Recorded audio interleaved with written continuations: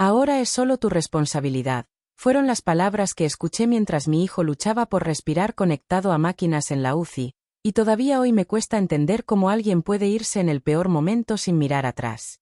Su mano se soltó de la mía con una frialdad que me dejó paralizada, y aunque los médicos corrían alrededor de la cama tratando de estabilizarlo, lo único que yo podía ver era su espalda alejándose hacia la puerta donde su amante ya lo esperaba. Nuestro niño, de apenas 10 años, permanecía inmóvil entre tubos y monitores que no dejaban de sonar, mientras yo intentaba mantenerme de pie sin saber cómo iba a enfrentar sola lo que venía. Ninguna lágrima salió en ese instante, porque el golpe fue tan profundo que solo pude observar cómo las puertas automáticas se cerraban entre nosotros, sellando el abandono más cruel de mi vida. Aquella noche me dejó sola con un hijo grave y un futuro incierto, sin imaginar que 17 años después volvería, y que al ver quién estaría frente a él, el miedo le haría temblar las manos. Durante las semanas que siguieron a aquella noche en la UCI, el silencio de su ausencia pesaba más que cualquier deuda, pero no tardé en descubrir que para él todo había sido más fácil de lo que imaginé, porque mientras yo dormía sentada en una silla de hospital esperando que nuestro hijo abriera los ojos, él ya estaba construyendo su nueva vida sin mirar atrás. Me enteré por terceros, por comentarios que nadie quería decirme de frente, que se había mudado con ella a un departamento amplio, que hablaba de empezar de nuevo, que incluso repetía que por fin era libre de una carga que, según sus propias palabras, llevaba años soportando. Escuchar eso no me rompió en ese momento, porque el dolor ya era demasiado grande para fragmentarse más, pero sí me dejó claro el lugar que ocupábamos en su historia. Éramos el pasado que quería borrar.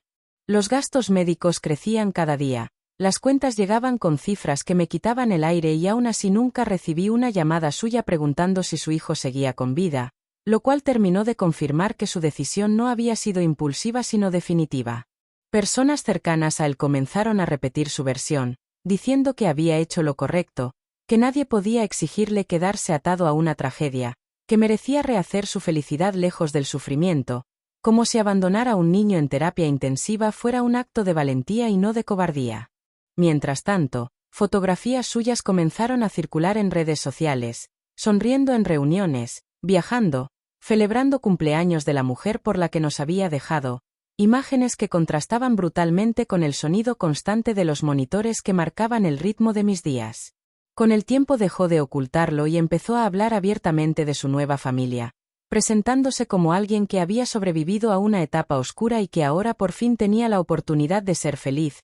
Discurso que muchos aplaudieron porque solo conocían su versión y no la escena de abandono que yo repetía cada noche en mi memoria. Nunca intentó acercarse al hospital, nunca preguntó si había mejoría, nunca ofreció apoyo económico, y esa indiferencia fue construyendo la ilusión de que realmente había ganado, de que había logrado escapar sin consecuencias de la responsabilidad que dejó atrás.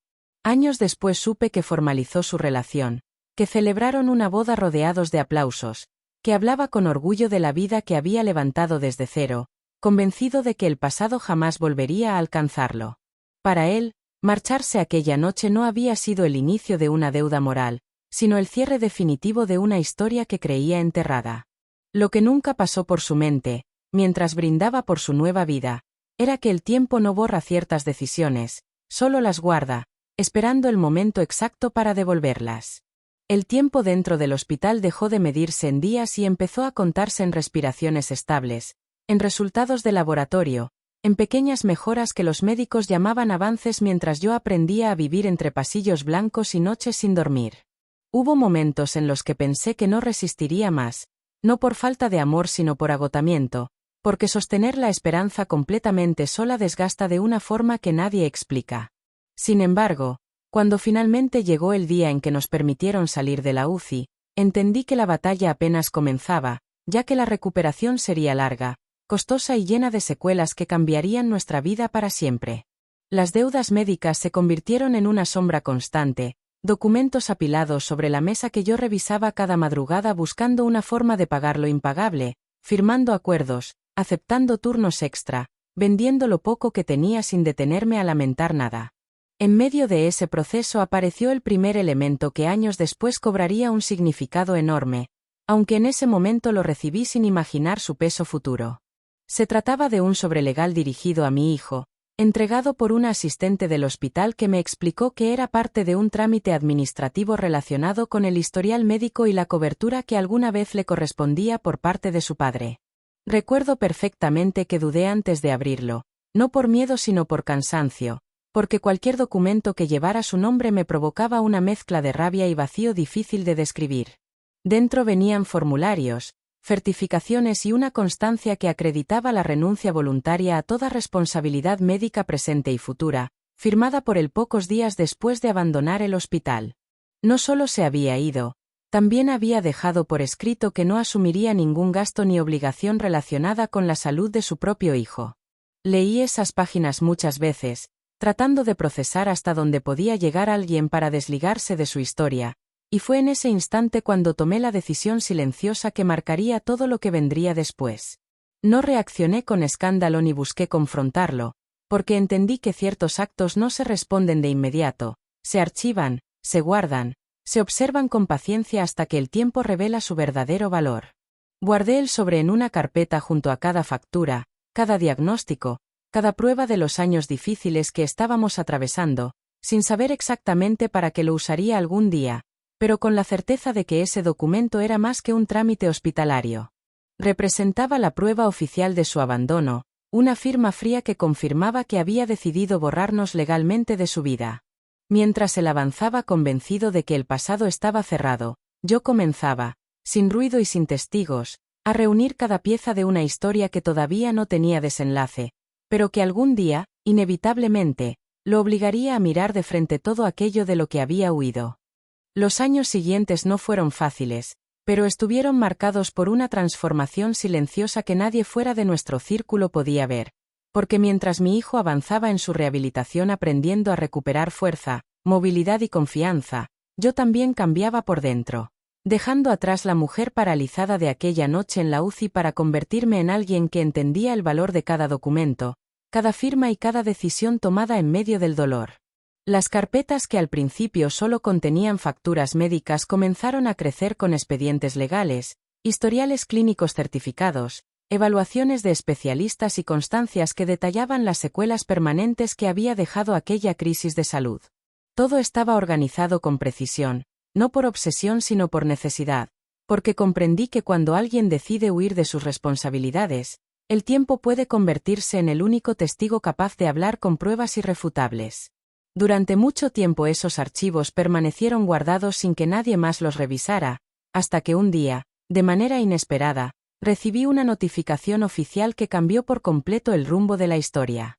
Provenía de una institución financiera vinculada a una empresa donde él figuraba como socio principal, y solicitaba actualización de datos familiares para la renovación de ciertos registros patrimoniales.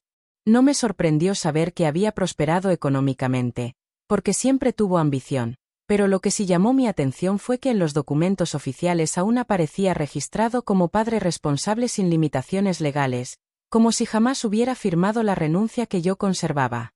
Aquella contradicción despertó una alerta inmediata, no desde el rencor sino desde la claridad que dan los años, porque entendí que su intento de borrarnos había quedado incompleto en el ámbito que más le importaba, el legal y el financiero. Consulté con un especialista para entender el alcance real de esa discrepancia, y fue ahí donde escuché por primera vez algo que me dejó en silencio. La firma que había estampado para desligarse de los gastos médicos no lo liberaba de otras obligaciones futuras relacionadas con daños permanentes derivados de aquella enfermedad, especialmente si existían pruebas documentadas de abandono y consecuencias de largo plazo en la vida del menor. Salí de esa oficina con una sensación que no había experimentado en años. No era alegría ni venganza, era la certeza de que la historia que él creía cerrada estaba legalmente abierta, sostenida por papeles que yo había guardado sin saber que un día tendrían peso jurídico. Por primera vez comprendí que el control nunca había estado de su lado, porque mientras él firmaba para desaparecer, yo había reunido, paso a paso, todo lo necesario para que la verdad no pudiera ser ignorada cuando finalmente saliera a la luz. Ese fue el momento exacto en que su falsa victoria empezó a fracturarse, aunque todavía no lo sabía. Para él la vida seguía estable, segura y protegida por la distancia del pasado, sin imaginar que existía un expediente completo esperando el instante preciso para cambiarlo todo. Durante mucho tiempo mantuve todos aquellos documentos en silencio, no por miedo sino porque entendía que ciertos procesos requieren madurar antes de ejecutarse, especialmente cuando involucran años de negligencia y consecuencias permanentes. No buscaba confrontaciones impulsivas ni escenas dramáticas, porque sabía que la fuerza real de la verdad no está en gritarla sino en presentarla en el momento exacto y ante las personas correctas. Fue así como, guiada por asesoría legal, inicié un procedimiento formal que revisaba no solo la renuncia médica que él había firmado, sino el impacto económico y de vida que su abandono había generado a largo plazo.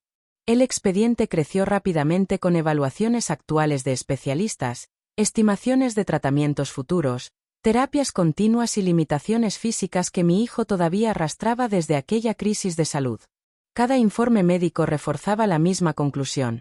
La ausencia del padre durante el proceso crítico había agravado no solo la carga emocional sino también las condiciones de recuperación, generando un impacto cuantificable que podía reclamarse legalmente. No se trataba de una suposición, sino de un dictamen respaldado por peritos certificados.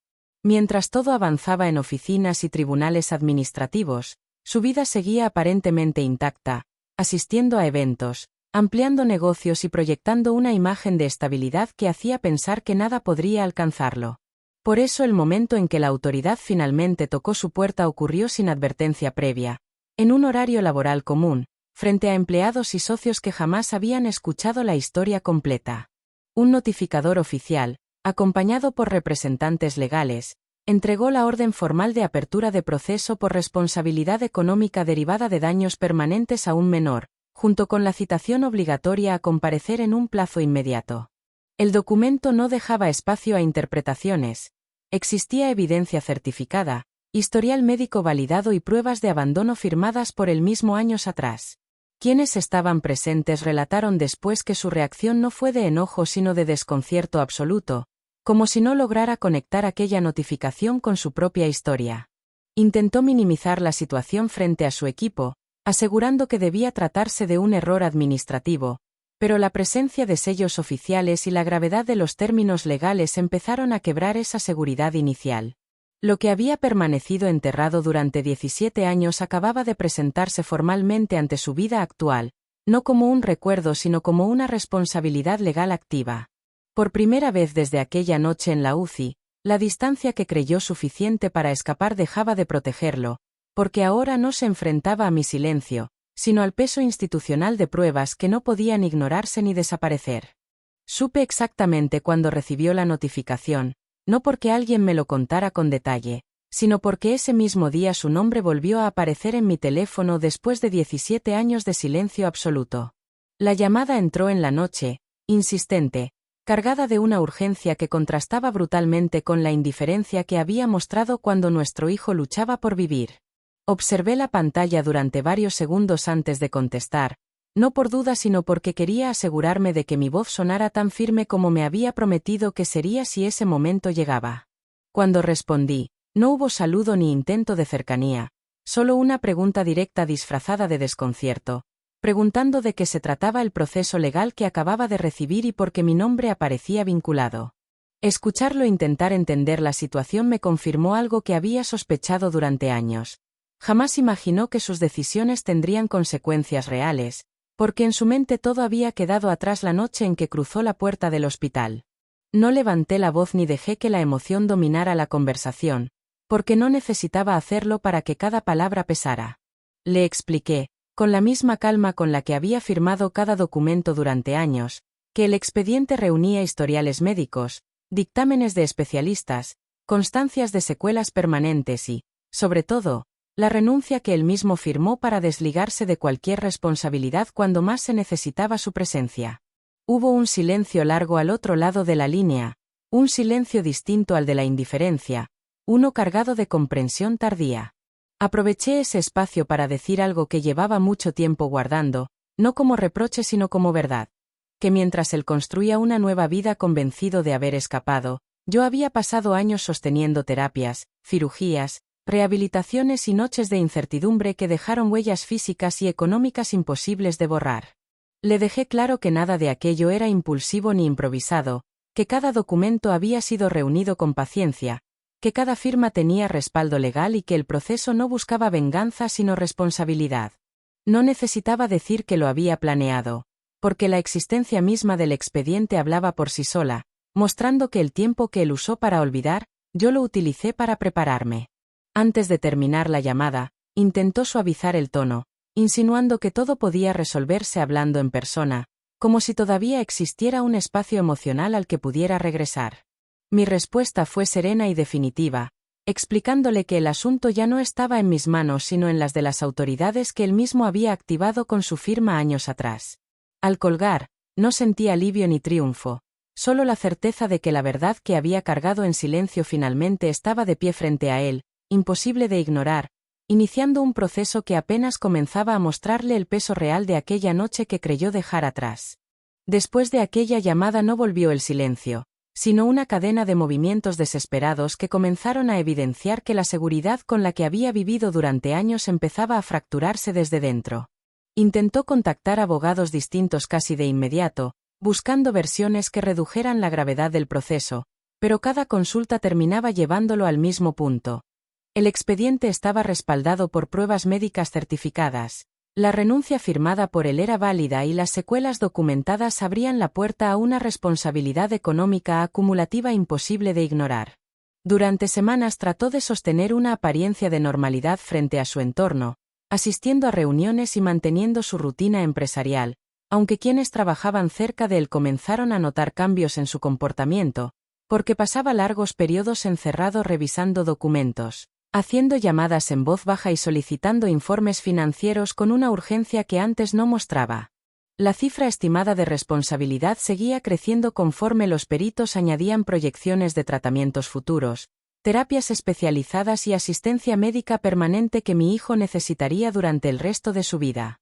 Buscó alternativas para frenar el proceso, desde intentos de conciliación hasta propuestas económicas preliminares que sus propios asesores consideraron insuficientes frente al peso de la evidencia.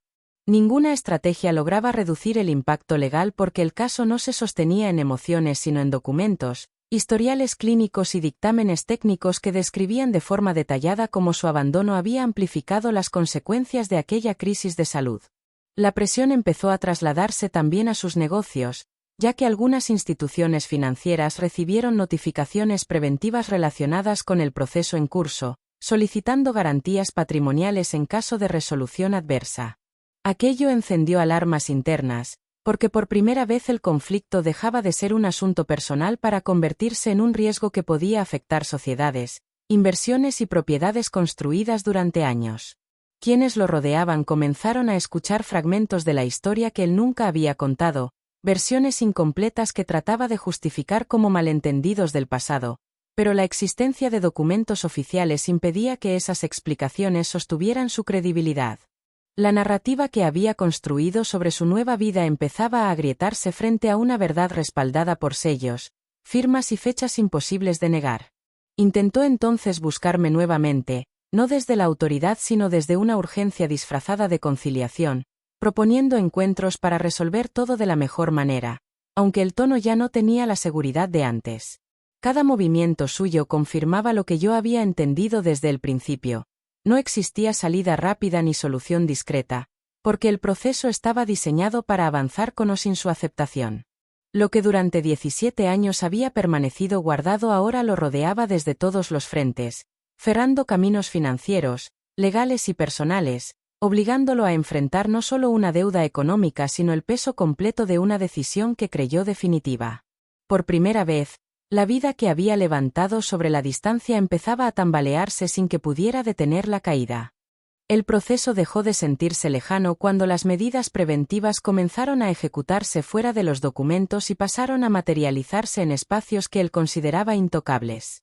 Las notificaciones financieras se transformaron en auditorías internas, revisiones patrimoniales y solicitudes de respaldo económico que exigían demostrar liquidez inmediata ante una posible resolución desfavorable. Aquello que durante años había construido como símbolo de estabilidad empezó a evaluarse bajo la lupa de instituciones que ya no veían solo a un empresario exitoso, sino a alguien vinculado a una responsabilidad legal de alto impacto. Los primeros movimientos ocurrieron dentro de sus propias empresas, donde peritos contables y representantes legales ingresaron para revisar activos, propiedades y participación societaria con el objetivo de establecer garantías. Quienes trabajaban allí observaron con sorpresa la presencia de funcionarios revisando archivos, inventarios y contratos, un procedimiento completamente legal que, sin embargo, proyectaba una imagen de fragilidad que él nunca había mostrado públicamente. Al mismo tiempo, algunas propiedades registradas a su nombre quedaron sujetas a observación preventiva, lo que limitaba su capacidad de venta o transferencia hasta que el proceso avanzara. Esa medida, aunque técnica, tuvo un impacto directo en su vida cotidiana, porque por primera vez entendió que el conflicto no se resolvería con discursos ni acuerdos informales, sino con recursos reales que ahora estaban bajo supervisión institucional. La tensión comenzó a trasladarse también a su entorno personal, ya que la estabilidad que había ofrecido como garantía de su nueva vida empezó a tambalearse. Gastos, inversiones y proyectos futuros quedaron suspendidos mientras sus asesores calculaban escenarios posibles, muchos de ellos desfavorables si el dictamen final confirmaba la magnitud de la responsabilidad acumulada durante años. Quienes antes lo veían seguro empezaron a notar el desgaste físico que la presión estaba generando, porque el estrés constante, las reuniones legales interminables y la exposición pública del proceso iban erosionando la imagen firme que había sostenido durante tanto tiempo. No era una caída repentina, sino un desgaste progresivo que lo obligaba a enfrentar, día tras día, consecuencias tangibles de una decisión tomada en minutos 17 años atrás. Cada documento firmado en el pasado ahora tenía un eco presente, traducido en inspecciones, limitaciones financieras y evaluaciones que lo despojaban gradualmente de la sensación de control. La vida que había considerado blindada comenzaba a ser revisada pieza por pieza, demostrando que ninguna estabilidad construida sobre el abandono podía permanecer intacta cuando la verdad finalmente encontraba respaldo legal para manifestarse. Lo que había iniciado como una notificación aislada ya se había convertido en una intervención real sobre su mundo material, obligándolo a mirar cómo aquello que creyó asegurado empezaba a deslizarse fuera de sus manos sin que pudiera detener el proceso. Con el paso de los meses, la presión dejó de manifestarse únicamente en documentos y auditorías para instalarse de forma permanente en su vida diaria, transformando rutinas que antes parecían firmes en escenarios cargados de incertidumbre. Las medidas preventivas, las restricciones financieras y la supervisión constante terminaron por alterar no solo sus negocios, sino también el entorno personal que había construido con la seguridad de quien cree tener el pasado completamente cerrado. Algunas inversiones quedaron congeladas, proyectos se suspendieron y acuerdos comerciales comenzaron a revisarse con cautela, ya que ninguna empresa quería vincularse a una responsabilidad legal de dimensiones inciertas. Esa reacción en cadena fue reduciendo progresivamente su margen de maniobra, obligándolo a tomar decisiones que antes jamás habría considerado, como desprenderse de activos, recortar gastos y ajustar el estilo de vida que había presentado como símbolo de éxito. La tensión también impactó su vida familiar actual, porque la estabilidad económica que sostenía ese entorno empezó a debilitarse conforme avanzaba el proceso. Planes que antes parecían seguros se pospusieron, compromisos financieros tuvieron que renegociarse y la tranquilidad doméstica comenzó a fracturarse bajo el peso de una realidad que ya no podía disimularse. Con el tiempo, esa presión constante generó un aislamiento progresivo, no impuesto por terceros sino resultado natural de la situación, ya que las reuniones sociales disminuyeron, los círculos cercanos se volvieron más reducidos y la imagen pública que había proyectado durante años empezó a diluirse frente a rumores que, aunque incompletos, circulaban con insistencia. Quienes lo observaban desde fuera no veían un colapso inmediato, sino una retirada silenciosa, una especie de repliegue emocional y social que reflejaba el desgaste acumulado. La seguridad con la que había hablado del pasado como algo superado desapareció, sustituida por una cautela constante que revelaba que la historia que creyó enterrada ahora lo acompañaba en cada decisión cotidiana. Mientras tanto, mi vida seguía un rumbo distinto, enfocada en la recuperación de mi hijo y en la estabilidad que habíamos construido con esfuerzo durante años, sin necesidad de exposición ni confrontaciones públicas. La distancia entre ambas realidades se volvió evidente. De un lado, la reconstrucción silenciosa basada en responsabilidad, del otro, el desgaste progresivo de una vida que empezaba a resentir el peso de decisiones no asumidas. Aquella noche en la UCI, que para él había quedado en el pasado, ahora se reflejaba en un presente que lo obligaba a reducir espacios, ajustar expectativas y enfrentar un vacío creciente, no solo financiero sino emocional, entendiendo por primera vez que algunas ausencias no desaparecen con el tiempo, solo esperan el momento de hacerse sentir. El encuentro ocurrió mucho después de que el proceso legal avanzara lo suficiente para dejar claro que nada volvería a ser como antes, y no fue provocado por casualidad sino solicitado por él a través de sus representantes, quienes insistieron en que necesitaba hablar conmigo personalmente. Acepté no por interés en escuchar disculpas, sino porque entendí que cerrar ciertos ciclos también exige mirar de frente aquello que durante años permaneció inconcluso. Nos vimos en un despacho neutral, lejos de hospitales y tribunales, un espacio elegido precisamente para evitar cualquier carga emocional externa, aunque la tensión estaba presente desde el primer instante. Al entrar, noté de inmediato cuánto había cambiado, no solo en lo físico sino en la postura, en la forma de sostener la mirada, como si el peso de los últimos meses hubiera erosionado la seguridad que alguna vez mostró. Intentó iniciar la conversación con un tono conciliador, hablando de errores del pasado, de decisiones tomadas bajo presión, de circunstancias que según él no supo manejar en aquel momento. Escuché sin interrumpir, no porque necesitara explicaciones, sino porque quería que agotara cada argumento antes de responder. Con el paso de los minutos su discurso perdió firmeza y terminó transformándose en una petición directa, pidiendo una solución que redujera el impacto económico y evitara mayores consecuencias. Cuando finalmente hablé, lo hice con la misma calma que había sostenido durante todo el proceso, recordándole que aquella noche en la UCI no hubo presión compartida ni decisiones en conjunto, solo abandono. Le mencioné los años de terapias, cirugías, rehabilitaciones y sacrificios que sostuve sola mientras él construía otra vida convencido de que el pasado no lo alcanzaría. No hubo gritos ni reproches, porque no eran necesarios para que la verdad pesara.